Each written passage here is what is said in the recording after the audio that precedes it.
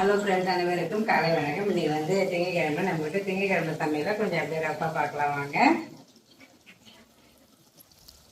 இன்னைக்கு வந்து சாம்பார் தான் வைக்கிறேன். கேரட்டு, கத்திரிக்காய், மாங்காய் இருக்குது, அதை போட்டு சாம்பார் தான் வைக்க போகிறேன். அதுக்கப்புறம் உருளைக்கிழங்கு பொரியலுக்கு உருளைக்கிழங்கு எடுத்து தோல் சீவி வச்சுருக்கிறேன்.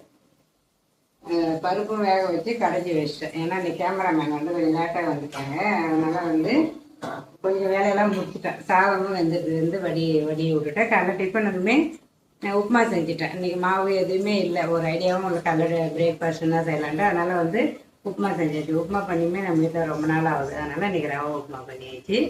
இது வந்து உருளைக்கிழங்கு பொரியலுக்கு வேக வச்சு தோல் எடுத்து வச்சுருக்கலாம். நான் வந்து அப்படியே தான் பண்ண போகிறேன். இன்னைக்கு உருளைக்கிழங்குக்கு வெங்காயம் நல்லா வந்து பொடியாக சாப் பண்ணி வச்சுட்டேன்.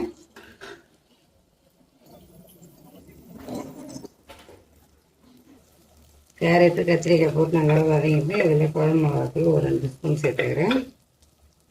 மஞ்சத்தூள் ஒரு 1/4 ஸ்பூன் சேர்த்து கொஞ்சம் லைட்டாக மிக்ஸ் பண்ணி விட்டால் போதும். ரொம்ப நேரம் வதங்கின அவசியம் இல்லை. லைட்டாக அது கொஞ்சம் மிக்ஸ் பண்ணி விட்டுட்டு, ஏன்னா அந்த கொஞ்சம் கலர் கிடைக்கும் நம்மளுக்கு குழம்புக்கு. இந்த மாதிரி காயிலையும் போட்டு வதக்கல அப்புறம் வேக வச்சு துவர்ந்து சேர்த்துக்கிறேன்.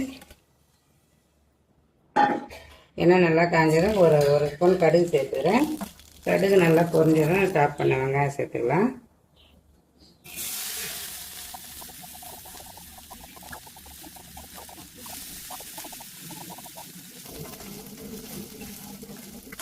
வெங்காயம் நல்லா இந்த அளவு வதங்கணும். ஒரு தக்காளி, மீடியம் சைஸ் தக்காளி ஒன்று மிக்சியில் நல்லா பேஸ்ட்டாக அரைச்சி வைக்கலாம். அதையும் அதில் ஊற்றிக்கலாம்.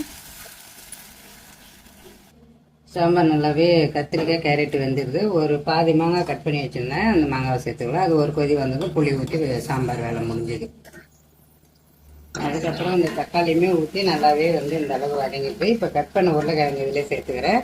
நம்ம வேக வச்சு வறுப்பல்ல உருளைக்கிழங்கு வெங்காயம் தக்காளிலாம் போட்டு மசாலாலாம் போட்டு அந்த மாதிரி இது வந்து நான் பச்சையாகவே போட்டு இந்த மாதிரி வந்து அவசரத்துக்கு வந்து வறுத்துக்குது.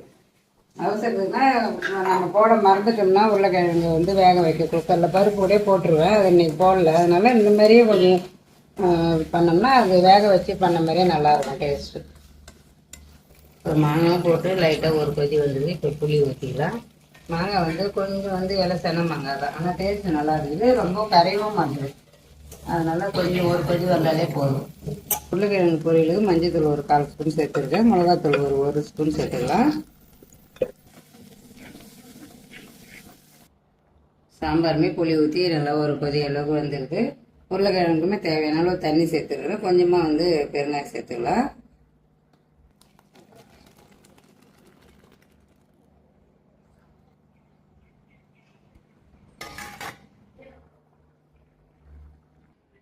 சூப்பராகவே நம்ம வீட்டு லஞ்சு மேலே சூப்பராக ரெடி ஆயிடுச்சு. சுட சாதம், சாதத்துக்கு கேரட், கத்திரிக்காய், மாங்காய் போட்ட சாம்பார். காலைல பிரேக்ஃபாஸ்ட்டுக்கு ரவை உப்புமா. அதுக்கப்புறம் ஸ்நாக்ஸுக்கு இன்றைக்கி வேர்க்கடலை தான், பச்சையாகவே வேணும்னாங்க, நல்லா பச்சை வேர்க்கடலை வச்சிட்டேன். அதுக்கப்புறம் தொட்டுக்கிறதுக்கு உருளைக்கிழங்குமே வெந்தயம் இருக்குது. இன்னும் கொஞ்சம் நேரம் இருந்தால் போதும். சூப்பராக இந்த லஞ்ச் வீடியோ உங்களுக்கு பிடிச்சிருக்குன்னு நினைக்கிறேன். பிடிச்சிருந்தா லைக் பண்ணுங்கள், ஷேர் பண்ணுங்கள், கமெண்ட் பண்ணுங்கள். நம்ம சேகர் சேனலுக்கு சப்ஸ்கிரைப் பண்ணுங்கள். பாய்.